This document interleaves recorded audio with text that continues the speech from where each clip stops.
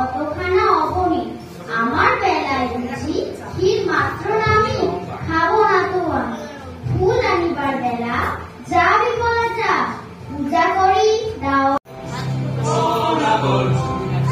একেবারে মানাইছে লাল পাহাড়ি দেশে যা, রাঙামাটির দেশে যা, লাল পাহাড়ি দেশে যা, রাঙামাটির দেশে যা, পিতার তোকে মানাইছে না রে, একেবারে মানাইছে না রে।